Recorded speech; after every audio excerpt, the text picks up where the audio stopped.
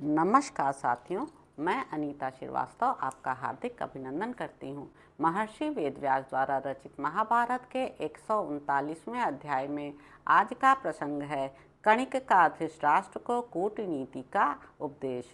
वैशंपायन जी कहते हैं, जन्मेजय पांडु के वीर पुत्रों को महान तेजस्वी और बल में बढ़े चढ़े सुनकर महाराज धृतराष्ट्र व्याकुल हो बड़ी चिंता में पड़ गए। तब उन्होंने राजनीति और अर्थशास्त्र के पंडित तथा उत्तम मंत्र के ज्ञाता मंत्रिप्रवर कणिक को बुलाकर इस प्रकार कहा। धृतराष्ट्र बोले, दुश्रेष्ठ, पांडवों की दिनों दिन उन्नति और सर्वत्र ख्याति हो रही है। इस कारण मैं उनसे डाह रखने लगा हूँ। कणिक, तुम भली भांति निश्चय करके बतलाओ, मुझे उनके साथ संधि करनी चाहिए या विग्रह? मैं तुम्हारी बात मानूंगा।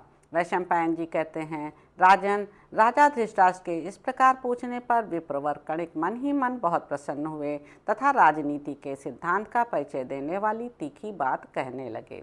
निष्पाप नरेश, इस विषय में मेरी कही हुई ये बातें सुनिए। कुरुवंश शिरोमणे, इसे सुनकर आप मेरे प्रति दोष दृष्टि न कीजिएगा। राजा को सर्वदा दंड देने के लिए उद्यत रहना चाहिए और सदा ही पुरुषार्थ प्रकट करना चाहिए। राजा अपना छिद्र, अपनी दुर्बलता प्रकट न होने दे, परंतु दूसरों के छिद्र या दुर्बलता पर सदा ही दृष्टि रखे और यदि शत्रुओं की निर्बलता का पता चल जाए तो उन पर आक्रमण कर दे। जो सदा दंड देने के लिए उद्यत रहता है उससे प्रजाजन बहुत डरते हैं, इसलिए सब कार्य दंड के द्वारा ही सिद्ध करे। राजा को इतनी सावधानी रखनी चाहिए जिससे शत्रु उसकी कमजोरी न देख सके, और यदि शत्रु की कमजोरी प्रकट हो जाए तो उस पर अवश्य चढ़ाई करे। जैसे कछुआ अपने अंगों की रक्षा करता है, उसी प्रकार राजा अपने सब अंगों की रक्षा करे और अपनी कमजोरी को छिपाए रखे। यदि कोई कार्य शुरू कर दे तो उसे पूरा किए बिना कभी ना छोड़े, क्योंकि शरीर में गड़ा हुआ कांटा यदि आधा टूटकर भीतर रह जाए तो वह बहुत दिनों तक मवाद देता रहता है। अपना अनिष्ट करने वाले शत्रुओं का वध कर दिया जाए, इसी की नीतिज्ञ पुरुष प्रशंसा करते हैं। अत्यंत पराक्रमी शत्रु को भी आपत्ति में पड़ा देख उसे सुगमता पूर्वक नष्ट कर दे। इसी प्रकार जो अच्छी तरह युद्ध करने वाला शत्रु है उसे भी आपत्ति काल में ही अनायास ही मार भगाए। आपत्ति के समय शत्रु का संहार अवश्य ही करे, उस समय उसके संबंध या सौहार्द आदि का विचार कदापि न करे। तात शत्रु दुर्बल हो तो भी किसी प्रकार उसकी उपेक्षा न करे, क्योंकि जैसे थोड़ी सी भी आग ईंधन का सहारा मिल जाने पर समूचे वन को जला देती है, उसी प्रकार छोटा शत्रु भी दुर्ग आदि प्रबल आश्रय का सहारा लेकर विनाशकारी बन जाता है। अंधा बनने पर अवसर आने पर अंधा बन जाए, अर्थात अपनी असमर्थता के समय शत्रुओं के दोषों को न देखे। उस समय सब ओर से धिक्कार और निंदा मिलने पर भी उसे अनसुनी कर दे, अर्थात उसकी ओर से कान बंद करके बहरा बन जाए। ऐसे समय में अपने धनुष को तिनके के समान बना दे, अर्थात शत्रु की दृष्टि में सर्वथा दीनहीन एवं असमर्थ बन जाए, परंतु व्याध की भांति सोए, अर्थात जैसे व्याध झूठे ही नींद का बहाना करके सो जाता है और मृग विश्वस्त होकर आसपास चरने लगते हैं, तब उठकर उन्हें बाणों से घायल कर देता है, उसी प्रकार शत्रु को मारने का अवसर देखते हुए ही अपने स्वरूप और मनोभाव को छिपाकर असमर्थ पुरुषों का सा व्यवहार करे। इस प्रकार कपटपूर्ण बर्ताव से वश में आए हुए शत्रु को साम आदि उपायों से विश्वास उत्पन्न करके मार डाले। यह मेरी शरण में आया है, यह सोचकर उसके प्रति दया नहीं दिखानी चाहिए। शत्रु को मार देने से ही राजा निर्भय हो सकता है। यदि शत्रु मारा नहीं गया तो उससे सदा ही भय बना रहता है। जो सहज शत्रु है उसे मुँहमांगी वस्तु देकर दान के द्वारा विश्वास उत्पन्न करके मार डाले।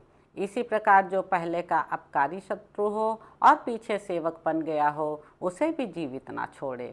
शत्रु पक्ष के त्रिवर्ग, पंचवर्ग और सप्तवर्ग का सर्वथा नाश कर डाले।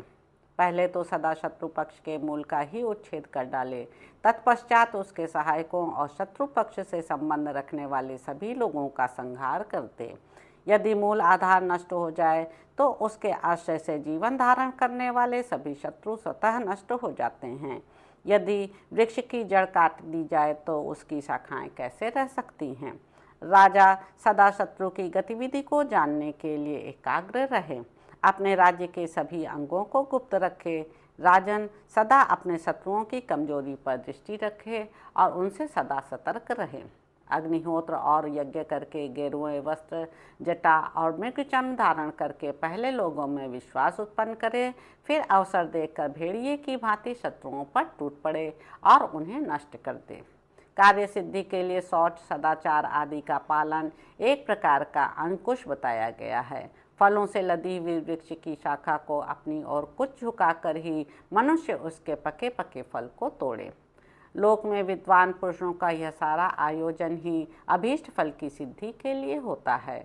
जब तक समय बदल कर अपने अनुकूल न हो जाए, तब तक शत्रु को कंधे पर बिठाकर ढोना पड़े तो ढोए भी, परंतु जब अपने अनुकूल समय आ जाए तब उसे उसी प्रकार नष्ट कर दे जैसे घड़े को पत्थर पर पटक कर फोड़ डालते हैं। शत्रु बहुत दीनतापूर्ण वचन बोले तो भी उसे जीवित नहीं छोड़ना चाहिए, उस पर दया नहीं करनी चाहिए। अपकारी शत्रु को मार ही डालना चाहिए। साम अथवा दान और भेद एवं दंड सभी उपायों द्वारा शत्रु को मार डाले, उसे मिटा दे। धृतराष्ट्र ने पूछा, कणिक, साम, दान, भेद अथवा दंड के द्वारा शत्रु का नाश कैसे किया जा सकता है, यह मुझे यथार्थ रूप से बताइए। कणिक ने कहा, महाराज, इस विषय में नीति शास्त्र के तत्व को जानने वाले एक वनवासी गीदड़ का प्राचीन वृत्तांत सुनाता हूँ, सुनिए। एक वन में कोई बड़ा बुद्धिमान और स्वार्थ साधने में कुशल गीदड़ अपने 4 मित्रों बाघ, चूहा, भेड़िया और नेवले के साथ निवास करता था। एक दिन उसने हरिणों के एक सरदार को देखा जो बड़ा बलवान था। वे सब उसे पकड़ने में सफल ना हो सके, अतः सबने मिलकर यह सलाह की। गीदड़ ने कहा, भाई बाघ, तुमने वन में इस हरिण को मारने के लिए कई बार यत्न किए, परंतु यह बड़े वेग से दौड़ने वाला जवान और बुद्धिमान है, इसलिए पकड़ में नहीं आता। मेरी राय है कि जब यह हरिण सो रहा हो, उस समय यह चूहा इसके दोनों पैर को काट खाए। उस अवस्था में बाघ उसे पकड़ ले, फिर तो हम सब लोग प्रसन्नचित्त होकर उसे खाएंगे। गीदड़ की वह बात सुनकर सबने सावधान होकर वैसा ही किया। चूहे के द्वारा काटे हुए पैरों से लड़खड़ाते हुए मृग को बाघ ने तत्काल ही मार डाला। पृथ्वी पर हरिण के शरीर को निश्चेष पड़ा देख गीदड़ ने कहा, आप लोगों का भला हो, स्नान करके आइए, तब तक मैं इसकी रखवाली करता हूँ। गीदड़ के कहने से वे सब साथी नदी में नहाने चले गए। इधर वह गीदड़ किसी चिंता में निमग्न होकर वहीं खड़ा रहा। इतने में ही महाबली बाघ स्नान करके सबसे पहले वहां लौट आया। आने पर उसने देखा गीदड़ का चित्त चिंता से व्याकुल हो रहा था। तब बाघ ने पूछा, महामते, क्यों सोच में पड़े हो? हम लोगों में तुम ही सबसे बड़े बुद्धिमान हो। आज इस हरिण का मांस खाकर हम लोग मौत से घूमे फिरेंगे।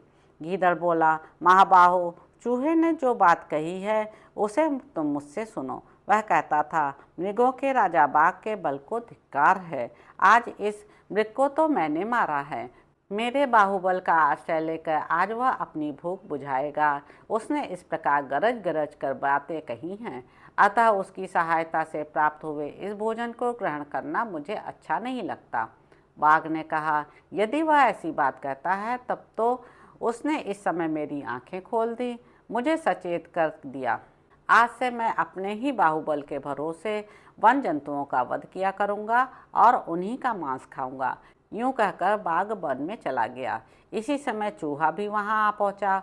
उसे आया देख गीदड़ ने कहा, गीदड़ बोला, चूहा भाई, तुम्हारा भला हो, नेवले ने यहाँ जो बात कही है उसे सुन लो। वह कह रहा था कि बाघ के काटने से इस हरिण का मांस जहरीला हो गया है। मैं तो इसे खाऊंगा नहीं, क्योंकि यह मुझे पसंद नहीं है। यदि तुम्हारी अनुमति हो तो मैं चूहे को ही खा लूं। यह बात सुनकर चूहा अत्यंत भयभीत हो बिल में घुस गया। राजन, तत्पश्चात भेड़िया भी स्नान करके वहां आ पहुंचा। उसके आने पर गीदड़ ने इस प्रकार कहा, भेड़िया भाई, आज बाघ तुम पर बहुत नाराज हो गया, अतः तुम्हारी खैर नहीं। वह अभी बाघिन को साथ लेकर यहाँ आ रहा है, इसलिए अब तुम्हें जो उचित जान पड़े वह करो। गीदड़ के इस प्रकार कहने पर कच्चा मांस खाने वाला वह भेड़िया दुम दबा कर भाग गया। इतने में ही नेवला भी यहाँ पहुँचा। महाराज, उस नेवले से गीदड़ ने वन में इस प्रकार कहा, ओ नेवले, मैंने अपने बाहुबल का आश्रय ले उन सबको परास्त कर दिया है। वे हार मानकर अन्यत्र चले गए। यदि तुझ में हिम्मत हो तो पहले मुझसे लड़ ले, फिर इच्छानुसार मांस खाना। नेवले ने कहा, जब बाघ, भेड़िया, बुद्धिमान चूहा ये सभी वीर तुमसे परास्त हो गए, तब तो तुम वीर शिरोमणि हो। मैं भी तुम्हारे साथ युद्ध नहीं कर सकता। यूँ कहकर नेवला भी चला गया। कणिक कहते हैं, इस प्रकार उन सब के चले जाने पर अपनी युक्ति में सफल हो जाने के कारण गीदड़ का हृदय हर्ष से खिल उठा। तब उसने अकेले ही वह मांस खाया। राजन, ऐसा ही आचरण करने वाला राजा सदा सुख से रहता और उन्नति को प्राप्त होता है। डरपोक को भय दिखाकर फोड़ ले तथा अपने से शूरवीर को उसे हाथ जोड़कर वश में करे। लोभी को धन देकर तथा बराबर और कमजोर को पराक्रम से वश में करे। राजन, इस प्रकार आपसे नीति युक्त बर्ताव का वर्णन किया गया। अब दूसरी बातें सुनिए। पुत्र, मित्र, भाई, पिता अथवा गुरु कोई भी क्यों ना हो, जो शत्रु के स्थान पर आ जाए, शत्रुवत बर्ताव करने लगे, तो उन्हें वैभव चाहने वाला राजा अवश्य मार डाले। सौगंध खाकर, धन अथवा जहर देकर या धोखे से भी शत्रु को मार डाले। किसी तरह भी उसकी उपेक्षा न करे। यदि दोनों राजा समान रूप से विजय के लिए यत्नशील हों और उनकी जीत संदेहास्पद जान पड़ती हो, तो उनसे भी जो मेरे इस नीतिपूर्ण कथन पर श्रद्धा विश्वास रखता है, वही उन्नति को प्राप्त होता है।